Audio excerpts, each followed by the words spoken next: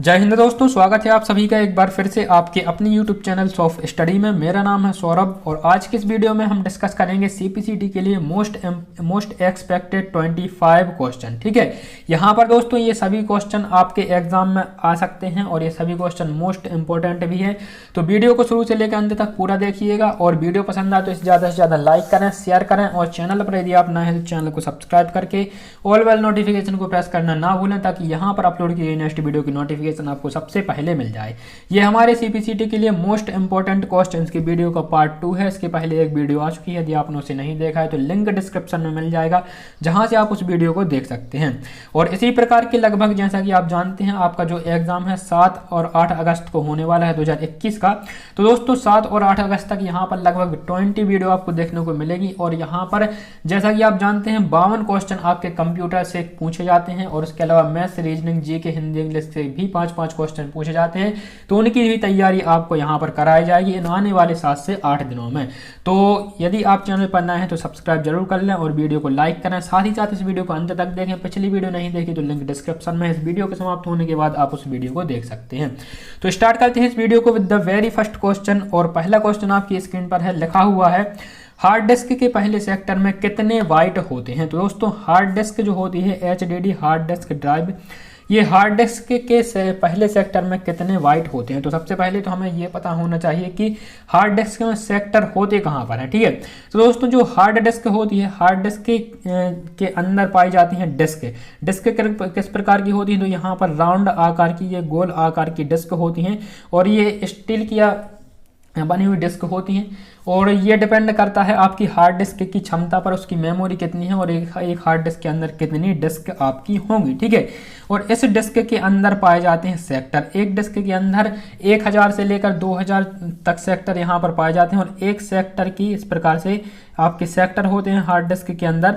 और डिस्क के अंदर जो सेक्टर होते हैं उस सेक्टर की क्षमता कितनी होती है ये यहाँ पर पूछा गया है। ठीक है, तो उस सेक्टर की, एक सेक्टर की क्षमता होती है 512 बाइट की, 512 बाइट की क्षमता यहाँ पर होती है एक सेक्टर की। ठीक है, और यदि एक सेक्टर में कोई क्षति आ जाती है, किसी प्रकार से डैमेज हो जाता है सेक्टर, तो उससे पूरी हार्ड डिस्क पर उसका प्रभाव नहीं पड़ता है, बल्कि जो डाटा उस सेक्टर में स्टोर था केवल उसी डाटा पर वहां पर प्रभाव पड़ता है। ठीक है, तो दोस्तों उम्मीद है आप इस क्वेश्चन को समझ पाए होंगे और चलते हैं नेक्स्ट क्वेश्चन की तरफ। अगला क्वेश्चन है क्वेश्चन नंबर 2, लिखा हुआ है एमएस एक्सेल में चयनित कॉलम को छिपाने के लिए किस कुंजी संयोजन का उपयोग किया जाता है। एमएस एक्सेल यदि आपने उपयोग किया है, चलाया है, तो आपको पता होना चाहिए यहाँ पर किस शॉर्टकट की का उपयोग किया जाता है एक कॉलम को छिपाने के लिए।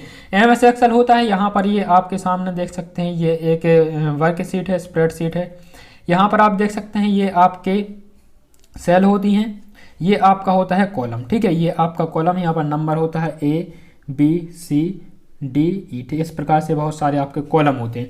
यदि आप इस एक कॉलम को छपाना चाहते हैं, मान के चलते हैं हम B कॉलम को छपाना चाहते हैं, सबसे पहले इसे हम कर्सर से सिलेक्ट करेंगे माउस से और उसके बाद हम प्रेस करेंगे Ctrl+0। ठीक है, जैसे हम Ctrl+0 करते हैं तो वो आपका जो कॉलम है वो हाइड हो जाएगा वहां पर और उसके जस्ट बाजू वाला कॉलम उसकी जगह पर आ जाएगा। और यदि आप उस कॉलम को दोबारा से शो कराना चाहते हैं तो वहां पर आप देखेंगे उसके बाजू में एक मोटी सी लकीर आ जाएगी, उस पर आप माउस की सहायता से उसे जब स्क्रॉल करेंगे साइड में तो वो कॉलम वहां पर आपका दोबारा से शो होने लगेगा। ठीक है, तो उम्मीद है कि आप इस क्वेश्चन को समझ पाए होंगे। बढ़ते हैं, नेक्स्ट क्वेश्चन है दोस्तों हमारा क्वेश्चन नंबर 3, लिखा हुआ है एडोब पोर्टेबल डॉक्यूमेंट फॉर्मेट को सेव करने के लिए कौन सा फाइल एक्सटेंशन का उपयोग होता है। Adobe portable document format file को सेव करने के लिए कौन से एक्सटेंशन का उपयोग होता है।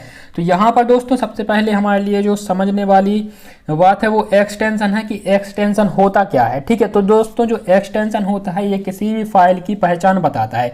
जैसे ये PDF है आपके सामने और यहाँ पर आप ऊपर देख पाएंगे ये PDF है। PDF का सबसे पहले यहाँ पर नाम दिया गया है 2 CPCT IMP क्वेश्चन, उसके बाद में ये एक्सटेंशन .pdf, तो ये हमें इससे पता चलता है कि ये एक PDF फाइल है। इसके अलावा जो डॉक्यूमेंट फाइल होती है वर्ड में बनाई जाती है उसका एक्सटेंशन क्या होता है DOCW, ये जो है डॉक्यूमेंट फाइल का एक्सटेंशन होता है जो वर्ड में बनाई जाती है। यदि आप प्रेजेंटेशन बनाते हैं पावर पॉइंट में, ये सभी मोस्ट इंपॉर्टेंट यहाँ पर इसे आप नोट कर सकते हैं। वर्ड की फाइल का क्या होता है डॉक्यूमेंट का, तो .doc होता है। ठीक है, यहाँ पर पावर पॉइंट का क्या होता है, तो पावर पॉइंट में बनाई गई फाइल का PPT होता है। एक्सेल का क्या होता है, तो एक्सेल का भी आप लिख लीजिए EXL, एक्सेल का यहाँ पर एक्सटेंशन होता है। MP3 फाइल का क्या होता है, जो म्यूजिक फाइल होती है तो उसका एक्सटेंशन क्या होता है, MP3 होता है। जो वीडियो फाइल होती है उसका एक्सटेंशन क्या होता है, तो MP4 उसका एक्सटेंशन होता है। जो नॉर्मल आपकी फ़ोटो होती है जो आप क्लिक करते हैं उसका एक्सटेंशन क्या होता है, तो JPG या फिर JPEG उसका एक्सटेंशन होता है। ठीक है, तो यहाँ पर जो ये इतने एक्सटेंशन है ये सभी दोस्तों मोस्ट इंपॉर्टेंट हैं और डॉट के बाद ये एक्सटेंशन यहाँ पर आपको देखने को मिलते हैं। तो ये सभी एक्सटेंशन आपके इंपॉर्टेंट हैं जो आपके एग्जाम में पूछे जा सकते हैं, इसे आप नोट कर सकते हैं। यदि आप इस पर ध्यान नहीं दिए गए तो दे पाए हैं तो वीडियो को एक बार बैक करिए और सभी एक्सटेंशन को इन्हें नोट कीजिए और सभी को जब आप एक दो बार पढ़ेंगे तो ये आपको आसानी से याद हो जाएंगे। इसका जो आंसर हो जाता है आपका पोर्टेबल डॉक्यूमेंट फाइल मतलब PDF, तो इसका जो आंसर हो जाता है ऑप्शन नंबर B PDF इसका करेक्ट आंसर हो जाएगा। दोस्तों यदि आप इस PDF को डाउनलोड करना चाहते हैं तो ये सभी PDF जो यहाँ पर सभी क्वेश्चंस की PDF आप बिल्कुल मुफ्त में हमारे टेलीग्राम चैनल को ज्वाइन करके इन सभी को मुफ्त में डाउनलोड कर सकते हैं। टेलीग्राम पर यदि आप सर्च करते हैं सॉफ्ट स्टडी, ठीक है, तो वहाँ पर आपको हमारा चैनल मिल जाएगा जिसे आप ज्वाइन करके इन सभी PDFs को बिल्कुल मुफ्त में डाउनलोड कर पाएंगे। तो दोस्तों बढ़ते हैं नेक्स्ट क्वेश्चन की तरफ और अगला क्वेश्चन है व्यू टैब को खोलने के लिए कुंजी संयोजन क्या है। व्यू टैब को खोलने के लिए जो हमारा वर्ड होता है MS वर्ड होता है, MS वर्ड में व्यू टैब होता है एक। सबसे पहले तो यहाँ पर मेन्यू होते हैं file, edit, view, insert, format, tools जो 2003 के मेन्यू है। हालांकि अभी वर्तमान में 2016 या फिर 2019 का जो वर्ड है उसमें कुछ मेन्यू चेंज हो चुके हैं। ठीक है, हालांकि ये जो मेन्यू है इसके शॉर्टकट वही है। मेन्यू टैब, व्यू टैब को खोलने के लिए किस कुंजी संयोजन का किसका शॉर्टकट का उपयोग किया जाता है ये आपको बताना है। तो दोस्तों व्यू टैब को खोलने के लिए उपयोग किया जाता है Alt+W का, ALT Alt और W को यदि आप साथ में प्रेस करते हैं तो व्यू टैब वहां पर ओपन हो जाता है। ठीक है, तो ये इसका सही आंसर होगा ऑप्शन नंबर B। बढ़ते हैं अगले क्वेश्चन की तरफ। क्वेश्चन नंबर 5 है, लिखा हुआ है USB का पूरा नाम क्या है। USB का पूरा नाम क्या है, तो दोस्तों USB को आप सभी जानते ही होंगे जिससे हम अपना डाटा ट्रांसफ़र करते हैं मोबाइल से कंप्यूटर में या फिर मोबाइल को हम चार्ज करते हैं अपने चार्जर में लगा के, वो अपनी USB होती है। और इसका जो फुल फॉर्म होता है वो क्या होता है, यूनिवर्सल सीरियल बस। यूनिवर्सल सीरियल बस ऑप्शन नंबर C इसका करेक्ट हो जाएगा। USB का फुल फॉर्म होता है यूनिवर्सल सीरियल बस, ऑप्शन नंबर C इसका करेक्ट हो जाएगा। ठीक है, नेक्स्ट क्वेश्चन है दोस्तों क्वेश्चन नंबर 6 लिखा हुआ है 2015 के USB के 2015 तक USB के कितने संस्करण उपलब्ध थे। 2015 के USB के कितने संस्करण उपलब्ध थे 2015 तक। तो दोस्तों USB के 2015 तक जो संस्करण है कितने, 5 संस्करण उपलब्ध थे। ये आप देख सकते हैं, फोटो है आपके सामने। जो USB टाइप A है ये सबसे पुराना है और ये अभी तक चलन में है और सबसे ज़्यादा उपयोग USB टाइप A का ही किया जाता है। आपने अपनी डाटा केबल देखी होगी तो इसमें सबसे पहले जो आपका चार्जर से कनेक्ट होती है USB टाइप A होता है और जो आपके मोबाइल से कनेक्ट होती है वो या तो आपका माइक्रो USB होता है या फिर वर्तमान में जो 6वां संस्करण आने लगा है USB टाइप C। ठीक है, इसका उपयोग आजकल होने लगा है। तो ये जो 6 संस्करण है यहाँ पर, पहला है USB टाइप A, दूसरा है USB टाइप B, फिर है माइक्रो B, इसके बाद में आपका जो है यहाँ पर माइक्रो USB, फिर आता था आपका मिनी USB। इन सभी को हम देख चुके हैं और जो अभी हाल ही में पिछले 2-3 साल में ये लॉन्च हुआ था USB टाइप C। ठीक है, तो ये जो C है इसमें सबसे बड़ी सुविधा यह है कि इसको उल्टा पुल्टा नहीं करना पड़ता है, अल्टी पल्टी इसकी नहीं करनी पड़ती है, बल्कि इसे आप दोनों साइड से अटैच कर सकते हैं। ठीक है, तो ये इसमें सबसे बड़ा बेनिफिट हमारे लिए देखने को मिलता है USB टाइप C में। ठीक है, बढ़ते हैं नेक्स्ट क्वेश्चन की तरफ और अगला क्वेश्चन है क्वेश्चन नंबर 7। यहाँ पर लिखा हुआ है निम्न में से किसके जरिए कंप्यूटर में माउस को कनेक्ट नहीं किया जा सकता है। निम्न में से किसके जरिए कंप्यूटर में माउस को कनेक्ट नहीं किया जा सकता है। तो यहाँ पर दोस्तों सीरियल बस के द्वारा किया। सीरियल बस के यहाँ पर मतलब ये है कि आपकी जो USB टाइप A है सीरियल बस उसके जरिए किया जा सकता है, बस कनेक्शन के जरिए किया जा सकता है। ठीक है। और यहाँ पर 0.2 होता है और PS1 होता है। तो यहाँ पर जो करेक्ट आंसर हो जाएगा ऑप्शन नंबर डी, PS1 में इसमें जो है माउस कनेक्ट नहीं किया जा सकता है। इसकी मैं आपको स्क्रीन पर पिक आपको देखने को मिल जाएगी, PS2 क्या होता है, PS1 क्या होता है, ठीक है। तो PS1 में यहाँ पर माउस कनेक्ट नहीं किया जा सकता है। बढ़ते हैं नेक्स्ट क्वेश्चन की तरफ और अगला क्वेश्चन है यहाँ पर DVD4 में कितने लेयर होते हैं, DVD4 में कितने लेयर होते हैं ये आपको बताना है। तो दोस्तों सबसे पहले तो हमारे लिए डीवीडी का फुल फॉर्म यहाँ पर पता होना चाहिए, और डीवीडी का जो फुल फॉर्म होता है वो आपका होता है digital video disc, digital video disc या फिर डिजिटल वर्सटाइल डिस्क भी इसका फुल फॉर्म होता है, ठीक है। तो आप इसे डिजिटल वर्सटाइल डिस्क बोल सकते हैं या फिर डिजिटल वीडियो डिस्क भी आप इसे बोल सकते हैं। और डीवीडी का जो चौथा संस्करण है DVD4, इसमें कितनी लेयर होती हैं। तो दोस्तों डीवीडी के बारे में जानते हैं। सबसे पहले तो आपको बता दें डीवीडी के 4 संस्करण हैं वर्तमान में, और जो पहला संस्करण था डीवीडी का उसकी जो क्षमता थी 4.7 GB की होती थी। लेकिन ये जो चौथा संस्करण है इसमें क्या होता है, इसमें कितनी लेयर होती हैं, तो इसमें 4 लेयर होती हैं। मतलब इसमें दोनों साइड होता है डीवीडी, इसमें इसको आप अल्टी पल्टी करके लगा सकते हैं। एक बार उसका यूज़ किया और वहाँ पर आपका जो भी उसमें डाटा है उसको रीड करने के बाद में आप उसको पलट कर दूसरे साइड भी उसमें डाटा होता है, तो आप दोनों साइड से उसका उपयोग कर सकते हैं। उसमें 4 लेयर होती हैं, ठीक है। 2 एक साइड होती हैं, 2 दूसरे साइड होती हैं। और ये जो DVD4 है इसकी जो कैपेसिटी है 17.08 GB तक डाटा इसमें स्टोर किया जा सकता है। ये सबसे हाई है जो कि DVD में इतना डाटा उपयोग स्टोर किया जा सकता है, ठीक है। बढ़ते हैं नेक्स्ट क्वेश्चन की तरफ और अगला है क्वेश्चन नंबर 9, लिखा हुआ है किसी साधारण कैमरे की तुलना में बहुत अधिक तस्वीरें संग्रहित कर सकता है। किसी साधारण कैमरे की तुलना में बहुत अधिक तस्वीरें संग्रहित कर सकता है, स्टोर कर सकता है। तो क्या है यहाँ पर, digital camera. Option number A इसका करेक्ट हो जाएगा, डिजिटल कैमरा।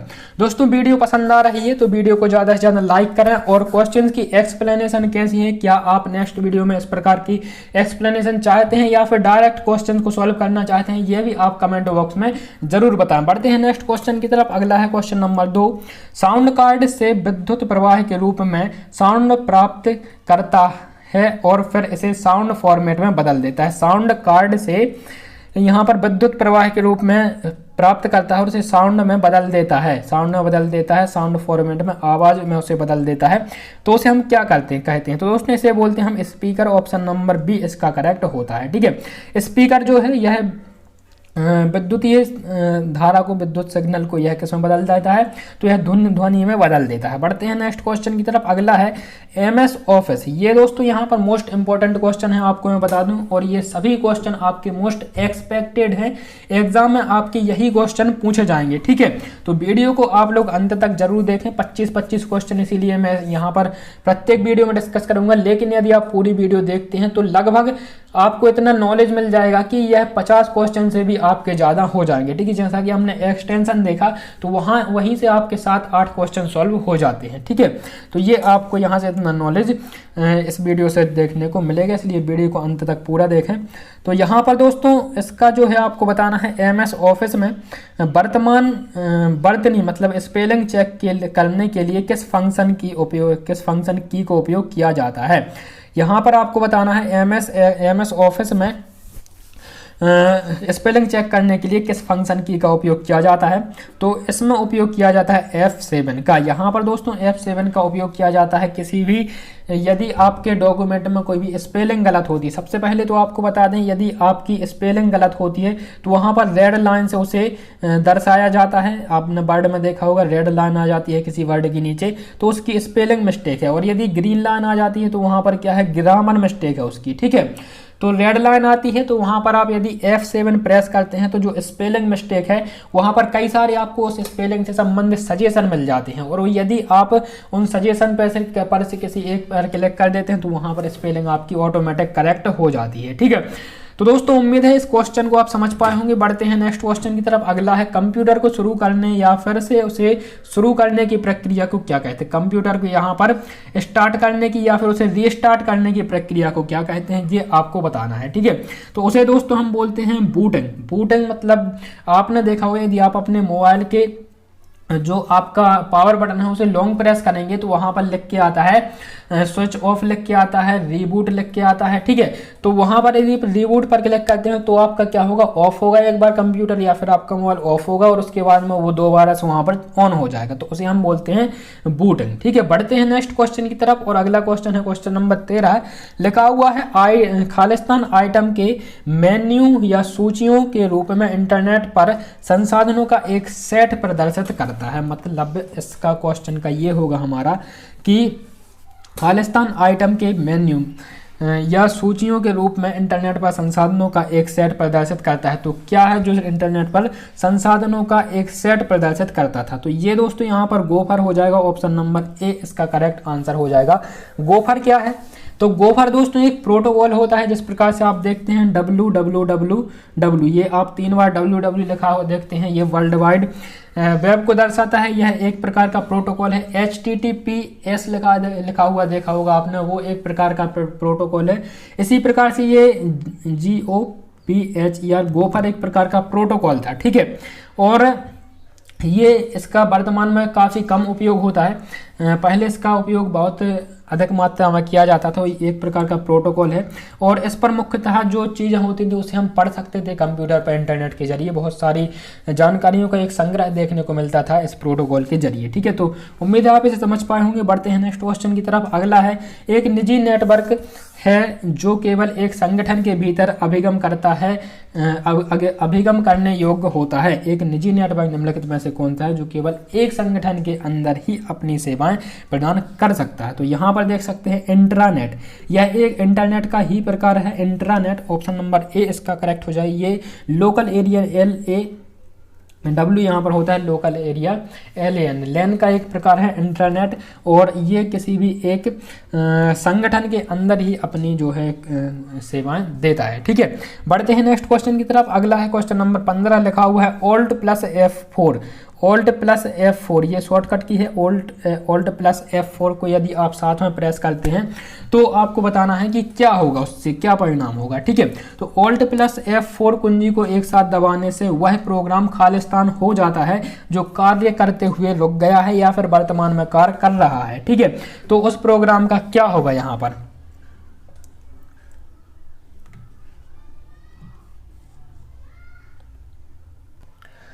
तो दोस्तों यहाँ पर अब हम विद प्रैक्टिकल समझेंगे। आप देखिए यहाँ पर ये हमारा लैपटॉप है और ये यहाँ पर ऑल्ट है, देख सकते हैं आप, और ये F4 है। तो जब हम इन दोनों को साथ में प्रेस करते हैं तो क्या होता है, ये जो प्रोग्राम था जो ओपन था, एक बार फिर से यहाँ पर देखते हैं, ये हमारा वर्ड ओपन है यहाँ पर MS वर्ड। ये Alt+F4 हमने प्रेस किया दोनों साथ में, तो क्या हुआ, ये प्रोग्राम जो था ये क्लोज हो गया। ठीक है, मतलब ये यहाँ से बैक हो जाता है, वो प्रोग्राम वहाँ से क्या हो जाता है, बंद हो जाता है। तो इसका जो करेक्ट आंसर आपका हो जाएगा ऑप्शन नंबर डी, इसका करेक्ट होगा, बंद हो जाता है। ठीक है, तो इसका ऑप्शन नंबर डी करेक्ट होगा। बढ़ते हैं नेक्स्ट क्वेश्चन की तरफ और अब जितना भी संभव होगा हम इसी प्रकार से यहाँ पर साथ में प्रैक्टिकल करके भी देखेंगे। ठीक है, नेक्स्ट क्वेश्चन यहाँ पर है दोस्तों, क्वेश्चन नंबर 16 लिखा हुआ है, उस खालिस्तान उस भ्रामक उपयोगकर्ता के बारे में बताता है जो कंप्यूटर सिस्टम नेटवर्क में जबरदस्ती घुसने का प्रयास करता है। तो इसका जो करेक्ट हो जाएगा option number A, black hat. ठीक है, नेक्स्ट क्वेश्चन यहाँ पर क्वेश्चन 17 लिखा हुआ है, HTML पहली बार किस सन में प्रदर्शित किया गया था। तो दोस्तों HTML क्या है, सबसे पहले तो हमें ये पता होना चाहिए। HTML एक दोस्तों लैंग्वेज होती है। लैंग्वेज, हालांकि ये इसमें सभी जो वर्ड होते हैं वो अंग्रेजी के ही वर्ड उपयोग किए जाते हैं। जिन लोगों ने DCA PGDCA किया हुआ है उन्हें इसके बारे में बहुत ही अच्छे तरीके से जानकारी होगी। तो दोस्तों HTML में क्या किया जाता है, ये जो वेब पेज होते हैं, वेब पेज जो होते हैं जो आप अपने ब्राउजर पर, क्रोम पर या फिर किसी भी ब्राउजर पर जो एक्सेस करते हैं, उन वेब पेज को डिजाइन किया जाता है, किसी भी वेबसाइट को वहां पर डिजाइन किया जाता है, वेबसाइट के वेब पेजेस को। तो ये दोस्तों HTML होती है। HTML का फुल फॉर्म पूछा जाता है तो इसे आप नोट करके रखिएगा। HTML का जो फुल फॉर्म होता है वो हाइपर टेक्स्ट मार्कअप लैंग्वेज होता है, हाइपर टेक्स्ट मार्कअप लैंग्वेज। और इसे जो प्रदर्शित किया गया था सबसे पहले 1995 में, इसका जो पहला संस्करण है वो 1994 में, 1994 में आया था 0.2। ठीक है, जिस पर काम किया गया था। दूसरा संस्करण आया था 0.3 और वर्तमान में 0.4 है। ठीक है, तो यहाँ पर जो वर्तमान में उपयोग किया जाता है 0.4 संस्करण का उपयोग किया जाता है HTML का। तो ये आपको याद रखना है। और इसका जो करेक्ट आंसर हो जाता है बेसिकली 1995 में इसको लॉन्च किया गया था HTML को। ठीक है, बढ़ते हैं अगले क्वेश्चन की तरफ। और अगला है यहाँ पर HTML प्रोग्राम को किस एक्सटेंशन से सेव किया जाता है। तो एक्सटेंशन को तो हम पहले यहाँ पर समझ चुके हैं। यहाँ पर हमें अब समझना होगा कि HTML को किस प्रो एक्सटेंशन में सेव किया जाता है। तो HTML की जो फाइल होती है उसे हम HTML फाइल को बनाते कहाँ पर हैं। तो दोस्तों HTML को हम नोटपैड पर, वर्डपैड पर, किसी भी सॉफ्टवेयर हम बना सकते हैं। यहाँ तक कि हम उसे MS वर्ड पर भी HTML फाइल को डिजाइन करते हैं। इसके कुछ कोड होते हैं जिन कोड का उपयोग करके, और काफ़ी सिंपल लैंग्वेज है, बड़ी आसानी से इसे सीखा जा सकता है HTML लैंग्वेज को, और वेब पेजेस को डिजाइन किया जा सकता है। इसकी फाइल का जो एक्सटेंशन होता है वो .html होता है, और ऑप्शन नंबर बी इसका करेक्ट हो जाएगा। ठीक है, बढ़ते हैं नेक्स्ट क्वेश्चन की तरफ। और अगला है कि HTML के आविष्कारक कौन है। तो दोस्तों यहाँ पर HTML के आविष्कारक टिम बर्नर्स-ली, वेंडन एस, सबीर भाटिया या फिर गूगल। तो यहाँ पर दोस्तों क्वेश्चन में थोड़ी सी मिस्टेक है। HTML के आविष्कारक नहीं, बल्कि यहाँ पर www के संस्थापक की बात यहाँ पर होनी चाहिए। ठीक है, यहाँ पर आपको बताना है www के आविष्कारक कौन है। तो दोस्तों यहाँ पर HTML की जगह www के आविष्कारक कौन होंगे ये आपको बताना है। तो www के आविष्कारक कौन है, टिम बर्नर्स-ली, ऑप्शन नंबर ये ए आपका करेक्ट हो जाएगा ए। ठीक है, तो www के आविष्कारक हैं टिम बर्नर्स-ली। बढ़ते हैं नेक्स्ट क्वेश्चन की तरफ। और अगला है क्वेश्चन नंबर 20, लिखा हुआ है किसी फंक्शन के भीतर फंक्शन को क्या कहते हैं। जो आपकी एक वर्कशीट होती है, आपकी एक्सेल होती है, एक्सेल में किसी फंक्शन के अंदर फंक्शन का उपयोग किया जाता है तो उसे हम क्या बोलते हैं, ऐसे हम बोलते हैं नेस्टेड। ऑप्शन नंबर ए इसका करेक्ट हो जाएगा, नेस्टेड। ठीक है, नेक्स्ट क्वेश्चन की ओर बढ़ते हैं। क्वेश्चन नंबर 21, जंक ईमेल इनमें से क्या कहलाता है। जंक ईमेल एक आपके ईमेल पर ईमेल आता है वो, और कोई ईमेल होता है वो स्पैम में चला जाता है, तो उसे हम क्या बोलते हैं, तो उसे हम जंक ईमेल बोलते हैं। ऑप्शन नंबर ए इसका करेक्ट हो जाए। स्पैम जो होता है ये जंक ईमेल होते हैं। ठीक है, बढ़ते हैं नेक्स्ट क्वेश्चन की तरफ। अगला है क्वेश्चन नंबर 22, लिखा हुआ है HTML में पेज डिजाइनिंग इनमें से क्या कहलाती है। HTML में जो पेज डिजाइनिंग की जाती है वो क्या कहलाती है, तो इसे हम बोलते हैं web page. Option number D इसका करेक्ट हो जाएगा। इसके बारे में हम चर्चा कर चुके हैं। आपका वेब पेज क्या होता है, HTML से डिजाइन किए जाने वाले जो प्रोग्राम होते हैं वो वेब पेज कहलाते हैं। ऑप्शन नंबर डी इसका करेक्ट हो जाएगा। ठीक है, बढ़ते हैं अगले क्वेश्चन की तरफ। सी किस प्रकार की भाषा है। सी किस प्रकार की भाषा है। तो दोस्तों सी लैंग्वेज जो है, यह लैंग्वेज देखिए कई प्रकार की होती है। मशीनी लैंग्वेज होती है, असेंबली लैंग्वेज होती है, हाई लेवल लैंग्वेज होती है, ठीक है, लो लैंग्वेज होती है, मिडल लेवल लैंग्वेज होती है। इस प्रकार से ये लैंग्वेज के टाइप होते हैं। और यहाँ पर सी किस प्रकार की लैंग्वेज है ये आपको बताना है। तो सी जो लैंग्वेज है ये प्रोसीजनल लैंग्वेज है। ऑप्शन नंबर बी इसका करेक्ट हो जाएगा, प्रोसीजर। ठीक है, ये इसका जो टाइप है सी लैंग्वेज का। सी लैंग्वेज से होता क्या है। अब कई सारे लोग होंगे जिन्हें ये पता नहीं होता कि सी लैंग्वेज से होता क्या है, तो इसकी चर्चा हम किसी दूसरी वीडियो में करेंगे। अभी यदि यहाँ पर हम इसकी चर्चा करेंगे तो यह वीडियो बहुत लंबी हो जाएगी। आप लोग वैसे भी अंत तक पूरी वीडियो को नहीं देखते हैं। और दोस्तों चैनल पर नए हैं तो सब्सक्राइब जरूर कर लीजिएगा। बढ़ते हैं अगले क्वेश्चन की तरफ। क्वेश्चन है 24, लिखा हुआ है कैपिटल लेटर लिखने के लिए किस बटन का इस्तेमाल किया जाता है। कैपिटल लेटर लिखने के लिए किस बटन का इस्तेमाल किया जाता है। तो दोस्तों यदि आप कोई डॉक्यूमेंट पर वर्क कर रहे हैं, कुछ आप टाइप कर रहे हैं, तो वहां पर कोई वर्ड को कैपिटल करने के लिए कैप्स लॉक बटन का उपयोग किया जाता है। ऑप्शन नंबर ए इसका करेक्ट हो जाएगा। नेक्स्ट क्वेश्चन, इस वीडियो का अंतिम क्वेश्चन, और लिखा हुआ है माउस को एक जगह से दबाकर दूसरी जगह ले जाकर छोड़ने की प्रक्रिया को क्या कहते हैं। माउस को यदि आप एक जगह दबाते हैं और उसे दूसरी जगह ले जाकर छोड़ते हैं तो इस प्रक्रिया को क्या कहते हैं ये आपको बताना है। तो दोस्तों इस प्रक्रिया का जो नाम है वो होता है यहाँ पर ड्रैग एंड ड्रॉप। ठीक है, यदि हम माउस को यहाँ पर दबाते हैं, एक बार फिर से यहाँ पर प्रैक्टिकल करके देखते हैं। ये रहा आपके सामने कैमरा, ठीक है, ये रहा आपके सामने लैपटॉप, और यहाँ पर आप देखिए ये कर्सर है आपके सामने, ये आप देख पा रहे हैं ये कर्सर है। यहाँ से हमने ये डॉक्यूमेंट को उठाया। इस डॉक्यूमेंट को उठाने के बाद में यहाँ पर माउस से इस पर क्लिक किया एक बार, ठीक है, और यहाँ पर इसको हम यहाँ से उठाकर दूसरी जगह पर यहाँ पर रखेंगे। ये हमने यहाँ से उठाकर इसे यहाँ पर रख दिया। तो यहाँ पर ने क्या किया, इसको ड्रैग किया सबसे पहले और फिर इसे दूसरी जगह ड्रॉप किया। तो ये होती है दोस्तों ड्रैग एंड ड्रॉप की प्रक्रिया। तो दोस्तों ये था इस वीडियो का अंतिम क्वेश्चन। उम्मीद है कि आप इसे समझ पाए होंगे और वीडियो कैसी लगी कमेंट बॉक्स में जरूर बताएं। कोई डाउट है, क्वेरी है, क्वेश्चन है तो उसे भी आप कमेंट बॉक्स में पूछ सकते हैं। मुलाकात होगी आपसे नेक्स्ट वीडियो, तब तक के लिए नमस्कार, जय हिंद, वंदे मातरम।